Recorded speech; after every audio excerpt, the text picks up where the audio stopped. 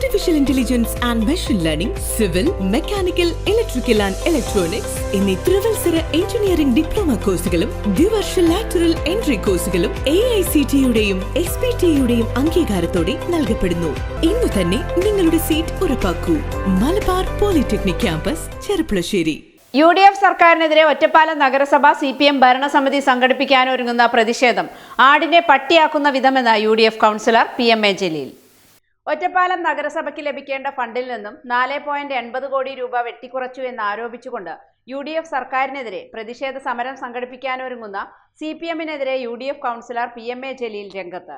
കഴിഞ്ഞ ഭരണസമിതി യാതൊരുവിധ വികസന പ്രവർത്തനങ്ങളും നഗരസഭയിൽ ഉണ്ടാക്കിയിട്ടില്ല എന്നും പൊതുമരാമത്ത് വിഭാഗത്തിൽ ഒട്ടേറെ പ്രവർത്തനങ്ങൾ ചെയ്യാനുണ്ടായിട്ടും ഒന്നും ചെയ്തില്ല എന്നും പല പദ്ധതികളും സ്പിൽ ഓവർ പദ്ധതികളായി മാറിയെന്നും ഇത്തരം വീഴ്ചകളെല്ലാം മറികടക്കാൻ ശ്രമിക്കാതെയാണ് നഗരസഭാ ഭരണസമിതി സർക്കാരിനെതിരെ സമരത്തിന് ഒരുങ്ങുന്നതെന്നും PMA ജലീൽ ആരോപിച്ചു. സർക്കാരിനെതിരെ സമരം ചെയ്യുകയല്ല ഒറ്റപ്പാലം MLA ചെയ്യേണ്ടതെന്നും ചെയ്യാൻ കഴിയുമെങ്കിൽ ഒറ്റപ്പാലം ചെർപ്പുളശ്ശേരി റോഡിന്റെ നവീകരണം പൂർത്തിയാക്കാനുള്ള നടപടികളാണ് അദ്ദേഹം ചെയ്യേണ്ടതെന്നും ജലീൽ പറയുന്നു.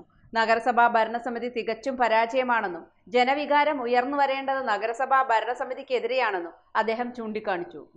യഥാർത്ഥത്തിൽ ഈ ആടിനെ പട്ടിയാക്കുന്ന വിധത്തിൽ CPM സർക്കാരിനെതിരെ സമരം നടത്താൻ പോവുകയാണ്. യഥാർത്ഥത്തിൽ ഒറ്റപ്പാലം MLA സമരം ചെയ്യാൻ വരേണ്ടത് മുനിസിപ്പാലിറ്റിക്ക് മുമ്പിലല്ല, സർക്കാരിനെതിരെ അല്ല.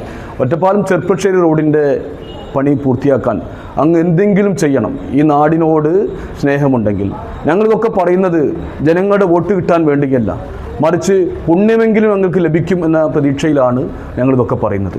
ഒറ്റപ്പാലം ചെർപ്പുളശ്ശേരി റോഡിൻ്റെ വികസന പ്രവർത്തനങ്ങൾ നടത്താൻ ശ്രമിക്കേണ്ടത് ഒറ്റപ്പാലം മുനിസിപ്പാലിറ്റി തികഞ്ഞ പരാജയമാണ്. അതുകൊണ്ടാണ് ഈ വാർഡ് സഭയുമായി ബന്ധപ്പെട്ട കാര്യങ്ങളിൽ പോലും തർക്കമുണ്ടായത്. ഇത് ശക്തമായ ജനവികാരം ഉയർന്നു വരേണ്ടത് ഒറ്റപ്പാലം നഗരസഭയ്ക്കെതിരെയാണ് എന്നാണ് പറയേണ്ടത്.